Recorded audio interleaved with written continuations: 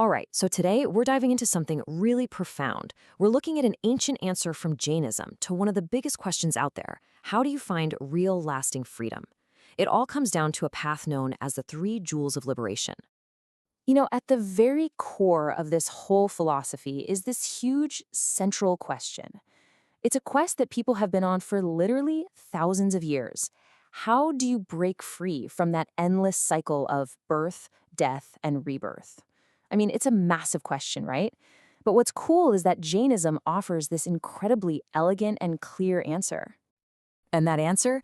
It's a powerful framework called the Three Jewels. Now, this isn't some list of rigid commandments you have to follow. Think of it more like a three-part path, a single, unified process for purifying the soul and finally achieving liberation, or moksha. So let's break down what these jewels actually are. Okay, so our journey starts with the very first jewel, right view. And honestly, this is the foundation.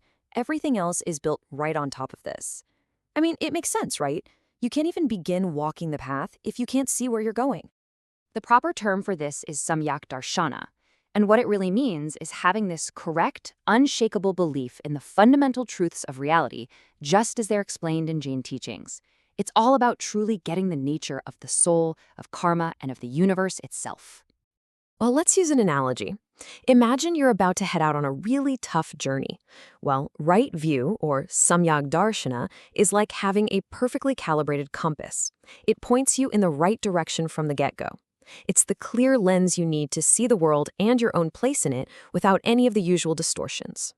So yeah, this is the absolute non-negotiable starting point. Because without this correct perspective, everything that comes after it, all the knowledge, all the actions, they could be completely off track. So, okay, you've got your lens, you can see clearly. What comes next? Well, if your compass is pointing true north, the next logical thing you need is a map, right? And that brings us to the second jewel, right knowledge.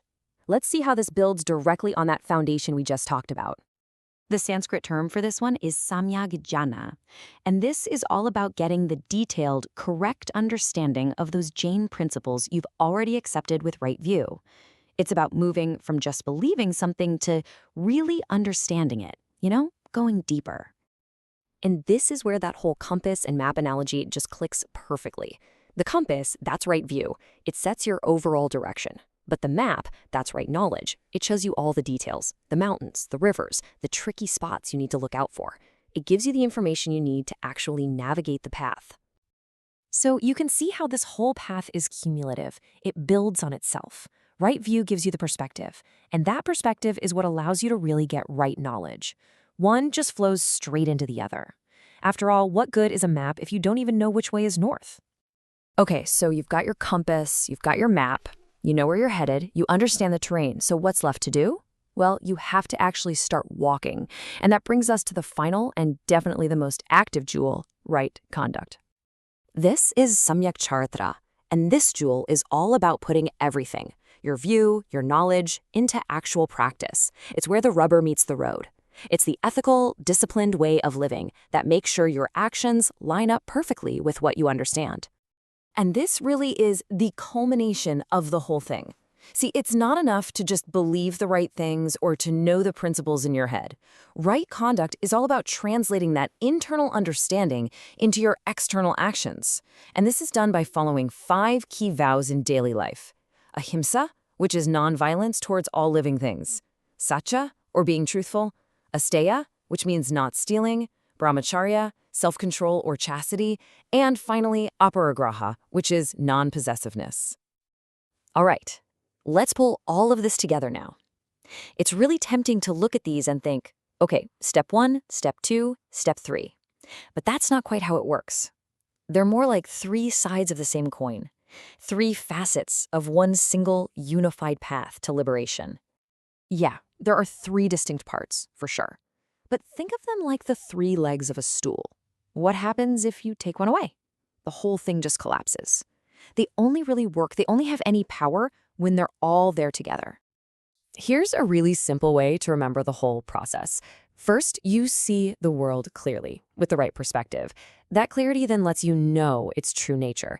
And finally, that knowledge guides you to act rightly in everything you do. See, no, act. It's not a one-time thing. It's this continuous, dynamic loop. And this brings us to what might be the single most important takeaway from all of this.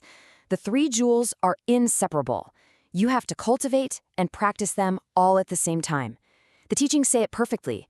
True knowledge without right conduct is totally useless.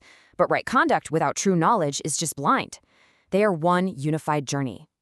So, I'll leave you with a final thought to mull over. Take this idea beyond ancient philosophy for a second, and just think about any goal in your own life. What would happen? How might your path change if you could truly unify what you believe, what you know, and what you do?